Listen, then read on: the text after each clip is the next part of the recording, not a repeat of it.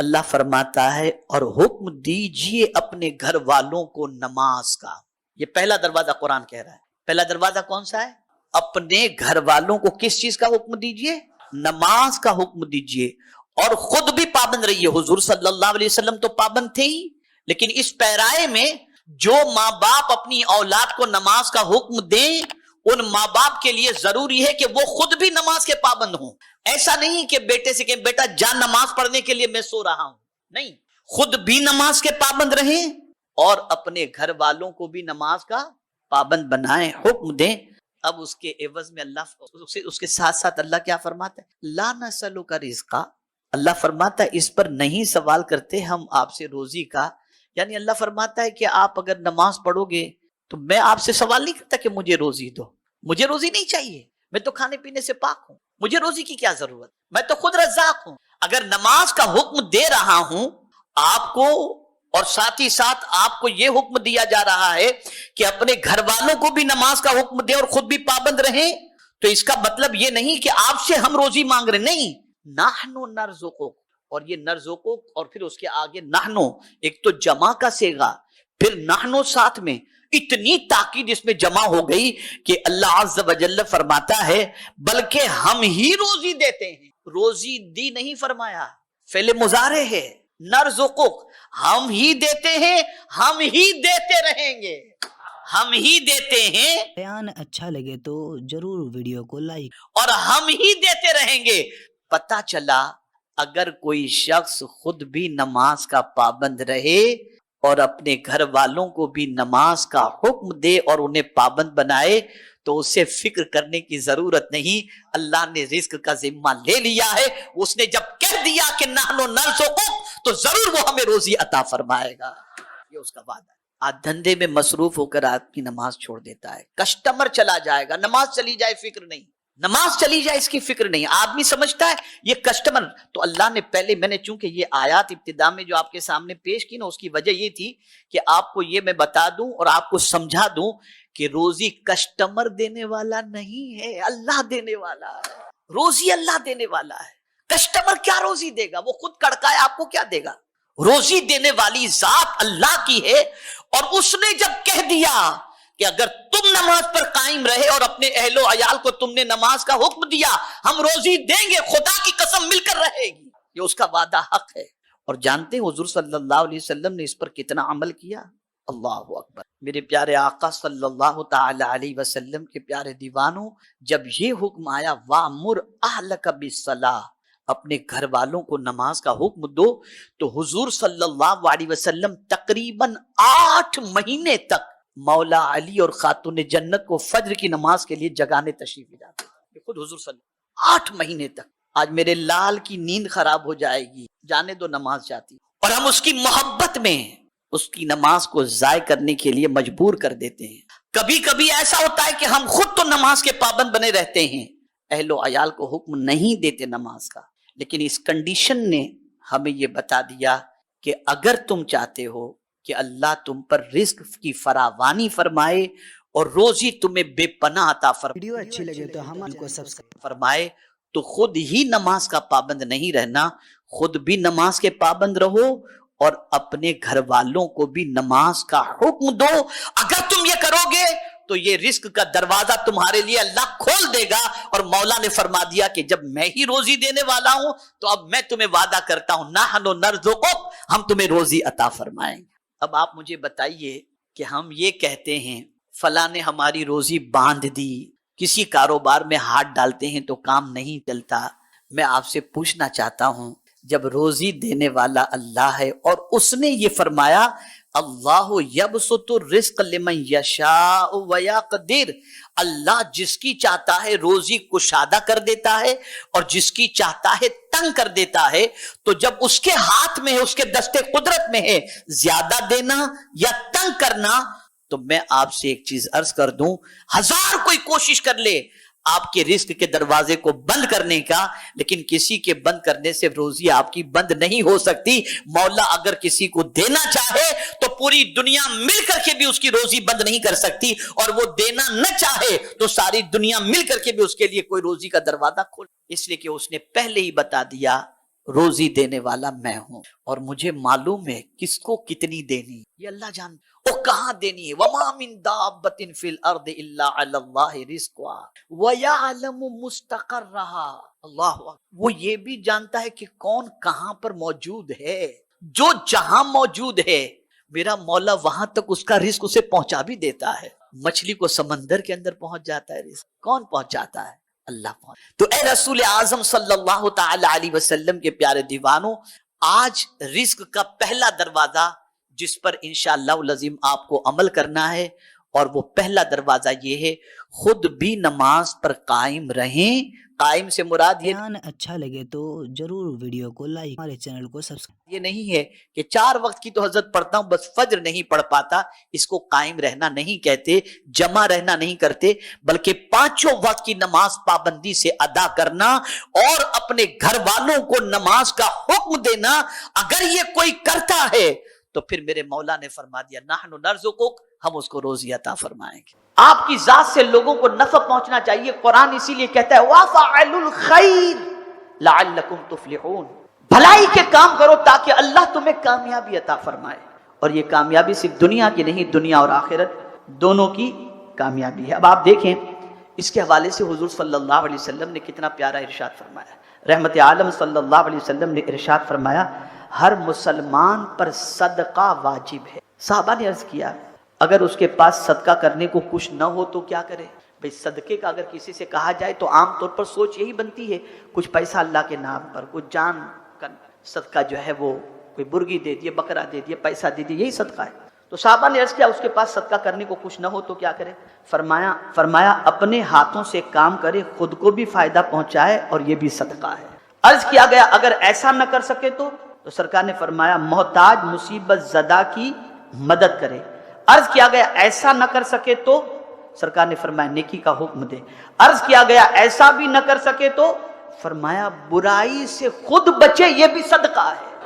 خود اپنے آپ کو برائی سے بچائے، سیلف اپنے وجود کو برائی سے بچائے، کہ سرکار فرماتے یہ بھی صدقہ ہے، اس لیے کہ جب خود بچے گا تو دوسرے بھی اس کی برائی سے محفوظ رہیں۔ اب ہم نے اپنے آپ کو بہت اچھا مسلمان اپنے اعتبار سے سمجھا، اب حضور کے نزدیک اچھا مسلمان کون ہے؟ معاف کیجئے گا، ہمارے یہاں گلے میں چین، کان میں بالی، ہاتھ میں کڑے اور چھری تلوار چاقو اور ہے طے کرنے کی ایک ایسی سسٹم بن چکی ہے کہ بعض لوگ اسے اپنے لیے فخر سمجھتے ہیں کہ ہمارے سے تو پورا محلہ ڈرتا ہے۔ یہ ایک سوچ ہے۔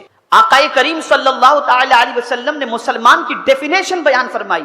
حضور صلی اللہ علیہ وسلم فرماتے ہیں مسلمان وہ ہے جس کی زبان اور ہاتھ کے شر سے مسلمان محفوظ رہیں۔ آپ کی زبان سے کسی کا دل نہیں دکھنا چاہیے اور نہ آپ کے ہاتھ سے کسی کو تکلیف پہنچنی چاہیے۔ اگر یہ ہم کر رہے ہیں تو اللہ کے رسول صلی اللہ علیہ وسلم کے نزدیک ہم مسلمان ہیں۔ اب یہ حدیث شریف بھی ذہن میں محفوظ کر لیجیے، اور بہت کام کی یہ حدیث ہے۔ ویسے تو ساری حدیثیں کام کی، لیکن آج کے موضوع کی مناسبت سے یہ حدیث بہت ذہن میں محفوظ کر لی۔ ایک مرتبہ ایک جگہ کچھ لوگ بیٹھے ہوئے، آقا کریم صلی اللہ تعالی علیہ وسلم ان کے پاس کھڑے ہوئے اور فرمایا کیا میں تمہیں بتاؤں اچھا کون ہے اور برا کون؟ حضور صحابہ سے فرمایا کیا میں تمہیں بتاؤں اچھے کون ہیں اور برے کون؟ لوگ خاموش رہے۔ حضور صلی اللہ علیہ وسلم نے 3 مرتبہ یہی فرمایا تو ایک شخص نے عرض کیا کیوں نہیں آقا ضرور بتائیں آپ۔ تو میرے آقا صلی اللہ علیہ وسلم نے ارشاد فرمایا تم میں بہتر لوگ وہ ہیں جن سے لوگ خیر کی امید رکھیں اور شر سے محفوظ رہیں، اور تم میں برے لوگ وہ ہیں جن سے لوگ خیر کی امید تو رکھیں مگر شر سے محفوظ۔ ہماری آئیڈینٹی ہونی چاہیے پوری دنیا کے اندر۔ یہ میں آپ کو ایک پورا پلان دے رہا ہوں، آپ کو آپ کی رسپانسبلٹی بتا رہا ہوں، آپ کو اس زمین کے اوپر باوقار زندگی گزارنے کے اصول عطا کر رہا ہوں کہ بہتر وہ ہے جس سے لوگ بہتری کی امید رکھیں۔ میں ایک سوال پوچھنا چاہتا ہوں، کیا آج ایک بھائی اپنے بھائی سے بہتری کی امید رکھ رہا ہے؟ اللہ ماشاء، آج سچویشن بدل گئی، حالات بدل۔ تو ان چیزوں کو خاص طور پر ذہن کے اندر محفوظ رکھنا ہے، اور اگر ان چیزوں کو آپ نے محفوظ رکھا کہ اپنی ذات سے کسی کو تکلیف نہیں پہنچانی بلکہ اپنی ذات سے لوگوں کو فائدہ پہنچانا ہے۔ آقا کریم صلی اللہ تعالی علیہ وسلم کا ارشاد گرامی ہے اللہ تعالیٰ بندے کی حاجت اس وقت تک پوری کرتا رہتا ہے جب تک کہ وہ اپنے بھائی کی حاجت پوری کرتا رہتا ہے۔ اگر کوئی مسلمان کسی مسلمان کی حاجت کو پوری کر رہا ہے تو اسے اپنی حاجت کی فکر کرنے کی ضرورت نہیں ہے، اللہ اس کی حاجتوں کو پوری فرما دے گا۔ تو اگر کوئی یہ سوچتا ہو کہ میں کروں گا تو میرا کم ہو جائے گا، تجھے فکر کرنے کی ضرورت ہے ہی نہیں، تو اللہ کی مخلوق کی خدمت میں لگا رہے، تیری ضروریات کو تیرا مولا خود پوری فرما دے گا۔ اب یہ طبرانی کی حدیث ہے، اسے بہت اچھی طرح اسے بھی ذہن میں محفوظ۔ سیدنا ابن عباس رضی اللہ تعالیٰ عنہ سے مروی ہے کہ نبی اکرم صلی اللہ تعالیٰ علیہ وسلم نے ارشاد فرمایا، اگر کوئی بندہ جس پر اللہ تعالیٰ اپنی نعمتوں کی بارش کرے، ہوتے ہیں نا بہت سارے لوگ جن کے پاس مال کی کمی نہیں ہوتی، بہت مال ہوتا ہے، بے پناہ مال ہوتا ہے، اگر کوئی بندہ جس پر اللہ تعالیٰ نے اپنی نعمتوں کی بارش کی اور وہ لوگوں کی ضروریات پوری کرنے پر قادر ہو، مگر اس کے باوجود اپنا دل تنگ کر دے اور اس سے بے توجہی برتے، تو گویا اس نے ان نعمتوں کو زوال کا نشانہ بنا دیا۔ یعنی اگر کسی کے پاس ہے اور وہ کسی کو مدد کر سکتا ہے، اس پر قادر ہے، لیکن دل تنگ کر کے بیٹھا ہے کہ میں دوں گا تو میرا کم ہو جائے گا، تو تیری اس سوچ کی بنیاد پر تیری نعمتیں خود بخود ختم ہو جائیں۔ یہ حضور کا ارشاد طبرانی کی حدیث۔ اسی طرح سے سیدنا ابو برزہ اسلمی رضی اللہ تعالیٰ عنہ سے روایت ہے کہ رسول اعظم صلی اللہ تعالیٰ علیہ وسلم سے عرض کیا گیا، یا رسول اللہ صلی اللہ علیہ وسلم، مجھے کوئی ایسی چیز سکھا دیجئے جس سے مجھے فائدہ پہنچے۔ صحابی عرض کرتے ہیں مجھے کوئی ایسی چیز بتا دیجئے جس سے مجھے فائدہ پہنچے، تو سرکار صلی اللہ علیہ وسلم نے فرمایا، مسلمان کے راستے سے تکلیف دہ چیز الگ کر دیا کر، یعنی جو چیز مسلمانوں کو تکلیف پہنچاتی ہے اس کے راستے سے اسے ہٹا دو۔ آج تو اپنے گھر کا کچرا دوسرے کے گھر پہ ڈال دیا جاتا ہے، تکلیف ہٹا دو۔ یہ سرکار صلی اللہ تعالی علیہ وسلم کی نصیحت ہے۔ یہ ایک ٹاپک کے ضمن میں آئی، کسی کو نفع پہنچانا اور نقصان سے اپنے آپ کو۔ یہ تیسری چیز تھی، پہلی تعلیم، دوسرا اخلاق، تیسرا خلق خدا کی خدمت، اور چوتھی چیز جو تھی وہ کسی کو نفع پہنچانا اور اس کو نقصان سے بچانا، یہ اس کے ذمہ میں۔ اب چوتھی چیز، پانچویں چیز جو آپ کی رسپانسبلٹی ہے، خود احتسابی۔ اپنا ڈیلی آپ احتساب کریں، ڈیلی۔ جس طریقے سے رات کو دکان بند کرتے وقت آدمی حساب کتاب کرنے بیٹھ جاتا ہے، کتنے کا دھندا ہوا، کتنا پروفٹ ہوا، کتنا نفع کمائے، کتنی کی سیلنگ ہوئی، ایسے ہی ڈیلی اگر کسی نوجوان کو کامیاب ہونا ہے تو رات کو سونے سے پہلے اپنا احتساب کرے کہ آج اس نے کامیابی کے کتنے قدم چلے، کتنی اچھائیاں کی اور کتنی برائیاں کی۔ جب وہ ڈیلی احتساب کرے گا تو انشاءاللہ العظیم اس کے اندر کچھ بڑھنے کا، کچھ آگے نکلنے کا جذبہ انشاءاللہ العظیم ضرور پیدا ہوگا۔ اب وہ چیزیں میں آپ کو بتاتا ہوں جو ترقی کی راہ میں رکاوٹیں۔ غیر ضروری سوچ، اسے پہلے کھرچ کر نکال دو۔ آدمی جا رہا ہے، کالج میں پڑھنے کے لیے گیا، کسی سے نظر مل گئی، اب سو رہا ہے تو اسی کی سوچ میں بیٹھا ہے، تو اسی کی سوچ میں کھا رہا ہے، تو اسی کی سوچ میں کتاب کھولا ہے، تو اسی کی تصویر۔ اب یہ غیر ضروری سوچ نے اس کی تعلیم میں رکاوٹ پیدا کی۔ اب اگر آپ ترقی کرنا چاہتے ہیں تو اس سوچ کے ساتھ ترقی نہیں کر سکتے۔ جس طریقے سے آپ کے جوتے کے اندر کیل چبھ جائے اور آپ کو سفر طے کرنا ہے، تو اس کیل جو آپ کے جوتے کے اندر لگی ہوئی ہے اسے پہن کر سفر طے نہیں کر سکتے۔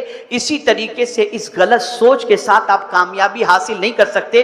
آپ جوتے میں سے کیل نکالیں گے، سفر آسان ہو جائے گا، کامیابی کے لیے اس غلط سوچ کو نکالیں گے، آپ کا سفر آسان ہو جائے گا۔ اس کو ذہن میں رکھیں۔ یہ نیگیٹو تھنکنگ جو ہے اور یہ غلط سوچ، یہ تباہی کے لیے سب سے اہم رول یہ چیز ادا کرتی ہے۔ ایک اور چیز، محنت کش۔ آج سستی کی پوزیشن ہے۔ حضور صلی اللہ تعالی علیہ وسلم نے بارگاہ سمدیت میں دعا کی، اللہم انی اعوذ بک من العجز والکسل۔ سرکار سستی سے پناہ مانگتے تھے، اور آج مسلمان سست ہی سست ہے۔ یہاں مجھے ایک بات یاد آ رہی ہے، اور یہ بات سب کو اپیل کرتی ہے اور سب کے دل و دماغ کو جھنجھوڑنے کے لیے یہ بات بہت ہی مفید ہوگی۔ ایک سوال کسی نے کیا کہ آخر مسلمان اتنا سست چست کیوں؟ دوسری قوموں کا معاملہ یہ ہے کہ بہت ترقی کے باوجود وہ اور پڑھ رہے ہیں، پڑھنے کے لیے دیگر ممالک کا دورہ کر رہے ہیں، رات و دن خرچ کر رہے ہیں، محنت و مشقت کر رہے ہیں، سب کچھ ان کا ہونے کے باوجود بھی وہ آگے نکلنے کی کوشش کر رہے ہیں، اور مسلمان سست ہے۔ اب غور سے سنیے گا، یہ چیز آپ کے دل و دماغ میں آپ کو محفوظ رکھنے چاہیے۔ ایک ہوتا ہے چست، ایک ہوتا ہے سست۔ انسان کے بدن میں چستی اس وقت آتی جب کسی چیز کے ضائع ہونے کا احساس ہو، اور سستی اس وقت آتی ہے جب کسی چیز کے ضائع ہونے کا احساس نہ ہو۔ مثال کے ذریعے سے، آپ امریکہ میں تھے، آپ نے 24 گھنٹے کا سفر فلائٹ کے ذریعے کیا، ایک دم ٹائرڈ، تھکے ہوئے ہیں، آپ نے سفر میں پلان بنایا، میں ایئرپورٹ اتروں گا، باہر نکلوں گا، گھر جا کر سب سے پہلے 8-10 گھنٹے سوؤں گا، یہ آپ کا پلان. آپ سفر کی وجہ سے سست ہو، توجہ سے، سفر کی وجہ سے سست ہو، آپ ایئرپورٹ اترے، باہر نکلے، آپ کو لینے جو لوگ آئے تھے ان میں سے کسی نے کہا آپ پانی پی لو. پھر آپ کو ایک بات کریں، آپ نے پانی پی لیا، اس کے بعد انہوں نے کہا معاف کیجیے گا آپ کا بیٹا بہت سیریس ہے، ہاسپٹل میں. اب میں آپ سے سوال پوچھنا چاہتا ہوں، آپ گھر جا کر 10 گھنٹے آرام کریں گے یا ہاسپٹل جائیں گے؟ جواب دیجیے. آپ کی سستی رہے گی کہ اڑ جائے گی؟ تھکان رہے گی کہ ختم ہو جائے گی؟ پتہ یہ چلا بچے کے ضائع ہونے کے احساس نے آپ کو چست بنا دیا. صحابہ اس لیے چست تھے کہ امت مسلمہ کی تباہی کو وہ دیکھ رہے تھے، اس لیے انہیں راتوں کی نیند نہیں آ رہی تھی. آج مسلمانوں سے یہ احساس مر گیا کہ ہماری پوری قوم تباہ ہو رہی ہے، اور جب یہ احساس مر گیا تو مسلمان سست ہو گیا. اگر مسلمان میں یہ احساس پیدا ہو جائے تو مسلمان کی سستی دور ہو جائے اور چستی پیدا ہو جائے. ضائع ہونے کا احساس پیدا کرو اپنے. آج امت مسلمہ ضائع ہو رہی ہے، چھوٹے چھوٹے معاملے کے اندر مسلمان مارے جا رہے ہیں، تباہ ہو رہے ہیں، برباد ہو رہے ہیں.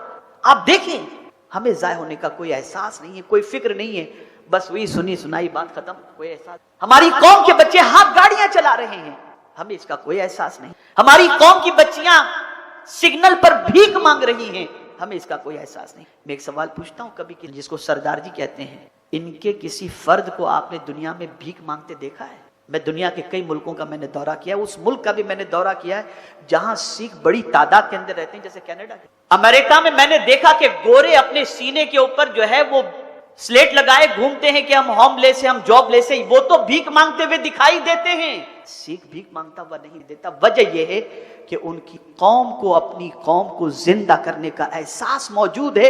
اور ہماری قوم کا حال یہ ہے کہ ایک دوسرے سے کبڈی ہی کھیلنے سے فرصت نہیں، ٹانگ گھسیٹتے ہیں، گراتے ہیں. کوئی ترقی کیوں کیا بٹاؤ، ایک دوسرے مل کر قوم کو اٹھانے کا جذبہ نہیں رکھتے. تو سستی کی وجہ سب سے بڑی یہ ہے کہ آج ہمارا حال جو ہے وہ قوم کے ضائع ہونے کا احساس ہمارے اندر سے نکل گیا. اسی طرح سے عیش پرستی ایک اور چیز جو میں سمجھتا ہوں کہ اب میری گفتگو کے ختم کرنے کا وقت قریب آ چکا. 2 باتیں عرض کروں گا، پوری گفتگو کرنی چاہیے، اور یہ 2 باتیں آپ اپنے دل و دماغ میں اچھی طریقے سے محفوظ کر لیں. ایک بزرگ تھے، ایک گاؤں میں رہتے، اتفاق سے شہر میں آئے تو شہر میں انہوں نے دیکھا کہ لوگ فٹ بال کھیل رہے ہیں. انہیں حیرت ہوئی کہ یار یہ کیا کر رہے ہیں لوگ، یہ اتنے 20-22 لوگ مل کر کے یہ بال کو لات کیوں مار رہے ہیں؟ فٹ بال آدمی کھیلتا ہے تو گیند کو لات ہی مارتا ہے، کیک مارتا ہے. وہ بالکل اجنبی تھے اور شہر کے ماحول سے اور گیمز وغیرہ سے کچھ واقفیت نہیں تھی.